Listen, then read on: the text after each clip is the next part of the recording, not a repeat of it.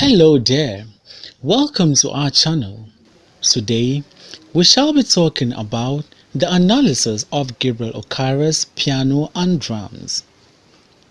Piano and Drums expresses Gabriel Okara's feeling and thought of a primitive society in contrast to a Western society.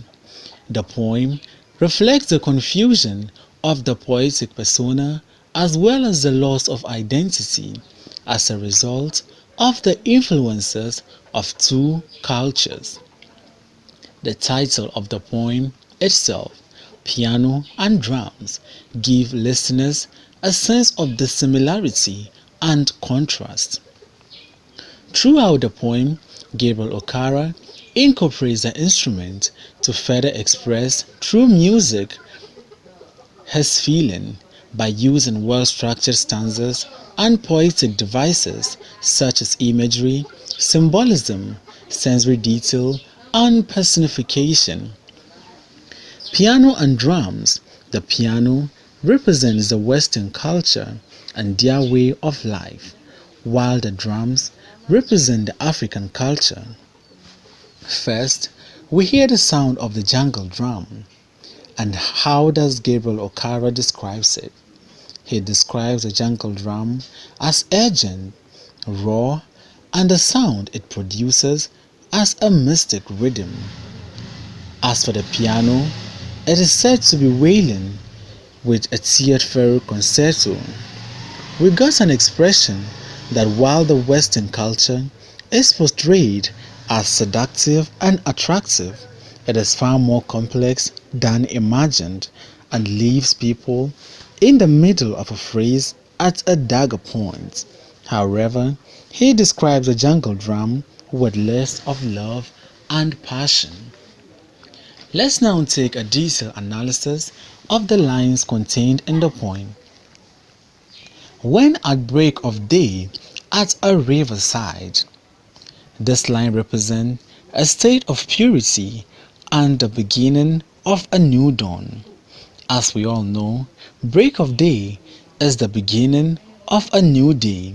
So in the beginning of life,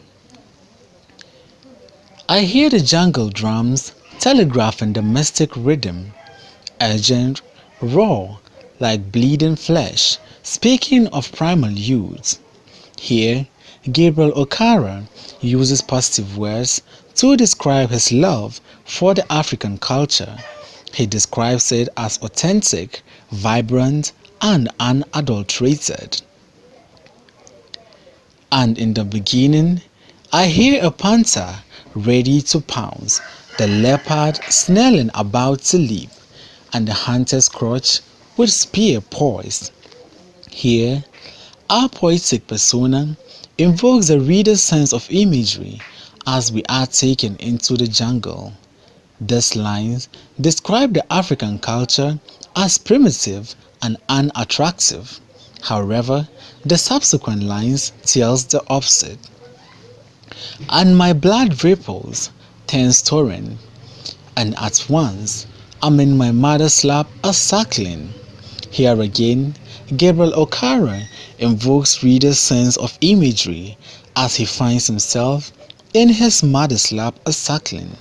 This line represents a state of innocence and purity, free from external influences. His powerful imagery goes on. And at once, I'm walking simple paths with no innovations, rugged, fashioned with the naked warmth of hurrying feet and grouping hearts in green leaves and wild flowers pulsing. Here, Gabriel Okara tells us more about the African culture. Although primitive, the African culture is simple and things are done in a communal way. Or there is communalism, and individual interest is not pursued. Just as the poetic persona is at the peak of his powerful imagery, the unexpected happened. Then I hear a wailing piano, solo speaking of complex ways. As we said earlier, the piano represents the Western culture. Here, the piano is seen as an interruption to the powerful imagery he has created. He describes the Western culture as complex and individualistic in nature, considering the word he used, solo speaking of complex ways in Tiered Third Concerto and New Horizon with coaxing diminuendo, counterpoint, crescendo. What this line simply means is that the interruption or influences that the Africans see today are from faraway lands, which is more or less an external influence on his native culture. We signal an impression that the Western culture is portrayed to be seductive and attractive, but is far more complex than one can imagine.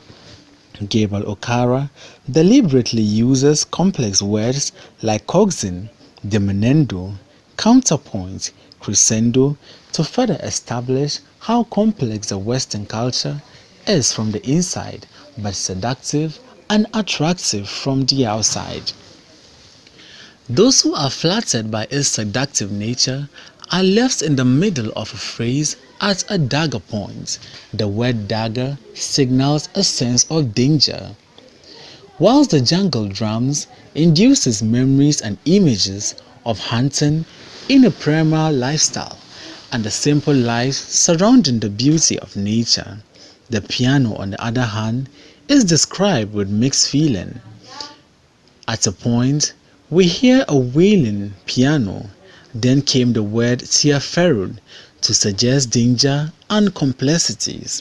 However, our poetic persona, Gabriel Okara, went on to describe it as seductive and attractive.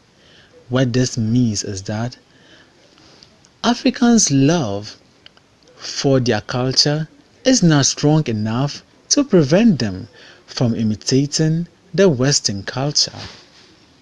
And I lost in the morning mist of an age at a riverside, keep wandering in the mystic rhythm of the jungle drums and the concerto. Here, our poetic persona, or Africans in general, are lost, wandering aimlessly, as the influences around them is stronger than what one can imagine. The Africans are torn between two equally important cultures due to civilization. He used the word riverside to mean a point of decision making.